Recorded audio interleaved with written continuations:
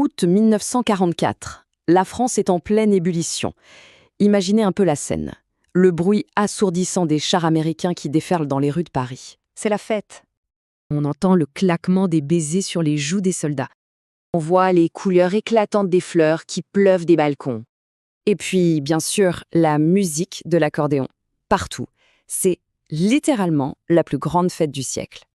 Mais, attendez, si on baisse le regard, juste là, sous les confettis, on voit autre chose. On voit des femmes, à genoux. On voit des ciseaux, des tondeuses à moutons. Et on voit la même foule, oui, la même qui jetait des fleurs il y a 1 minute, crachée maintenant sur des visages. On appelle ça l'épuration sauvage. Et attention, ce n'est pas un dérapage, pas un incident isolé, non. C'est un phénomène de masse. 20 000 femmes, peut-être même 40 000, tondues, parfois marquées au fer rouge, traînées nues en pleine rue. La question, c'est pourquoi? La réponse facile, c'est pour avoir couché avec l'ennemi. C'est ce qu'on a toujours dit. Mais quand on ouvre les archives, la réalité est bien plus dérangeante. Alors ici, l'idée, ce n'est pas de juger. C'est de regarder cette foule droit dans les yeux et de comprendre. De comprendre que ce coup de ciseau, eh bien, ce n'était pas un acte de justice. C'était un rituel. Un rituel pour que les hommes retrouvent leur virilité perdue. Acte 1. Le carnaval. Essayez de vous représenter l'atmosphère. 4 ans de silence. 4 ans de peur. 4 ans du son des bottes allemandes sur le pavé. Et soudain, ils s'en vont. Le couvercle de la cocotte minute saute. Il n'y a pas d'ordre qui vient de Paris, non. C'est une éruption spontanée, locale, une sorte d'épuration de voisinage. Les résistants de la dernière heure, les voisins, tout le monde cherche une cible facile. Sauf que les soldats allemands, ils sont partis. Les grands collabos, eux, ont déjà fui. Alors qui reste-t-il à punir? Les femmes. Et là, la tonte devient un véritable spectacle, une sorte de fête médiévale. La femme tondue, elle devient le bouc émissaire parfait. En la punissant publiquement, on efface ses propres petites lâchetés des 4 dernières années. On se donne le beau rôle, on se sent résistant. Ce n'est pas de la justice, c'est un exorcisme. On coupe le mal à la racine des cheveux. Acte 2. Les coupables. Alors qui sont-elles ces femmes? Des espionnes redoutables? Des nazis fanatiques? Il y en a eu bien sûr, mais c'est l'exception qui confirme la règle.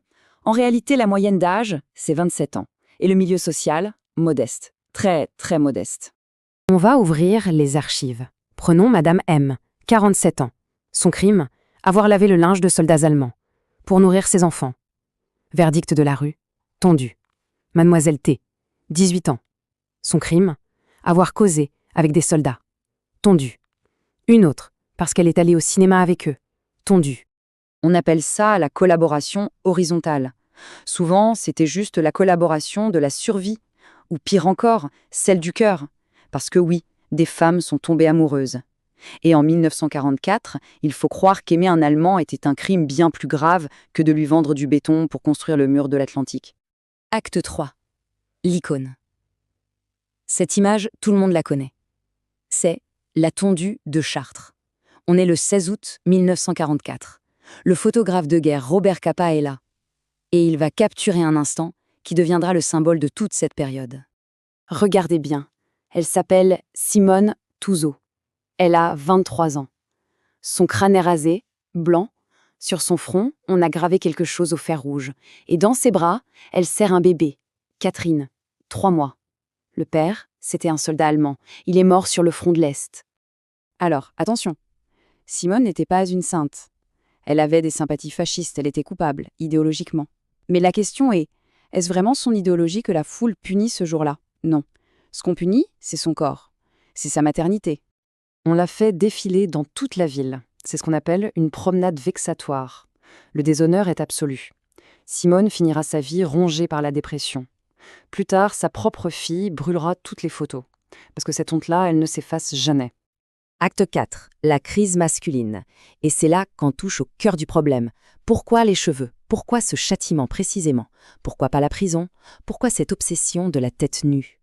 C'est simple, parce que la chevelure, c'est le symbole de la séduction, de la féminité. En tondant une femme, on la désexualise, on la transforme en rien. On marque son corps pour dire à tous les autres hommes « elle est souillée, ne la touchez plus ». Mais il y a une raison encore plus profonde, plus viscérale. La défaite de 1940. l'humiliation. Les hommes français ont été battus. Ils n'ont pas su protéger leur pays et ils n'ont pas su protéger leurs femmes. Pire encore, certaines de ces femmes ont préféré les vainqueurs. Et ça, c'est une blessure narcissique insupportable. Alors, pour redevenir des hommes, pour se réapproprier le territoire, ils doivent punir celles qui ont, en quelque sorte, trahi le corps national. Les ciseaux deviennent l'arme de cette reconquête virile. Acte 5. Le silence et la mort. La fête s'arrête, les chevets finissent par repousser.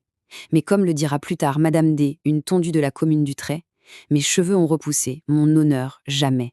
C'est une mort sociale, une condamnation à perpétuité. Acte 6. L'exutoire. Et on arrive à la terrible vérité. Ces femmes tondues n'étaient pas seulement des collabos, elles étaient un exutoire, le sacrifice nécessaire pour une nation qui avait un besoin désespéré de se laver de ses péchés. La France de 1944 avait besoin de se réinventer un mythe de pureté, de résistance, d'héroïsme. Et pour croire à ce mythe, il fallait expulser la souillure. Or, la souillure la plus visible, la plus intime, c'était la femme qui avait dormi avec l'ennemi. On a tondu les femmes, pour que la France puisse enfin se regarder à nouveau dans la glace.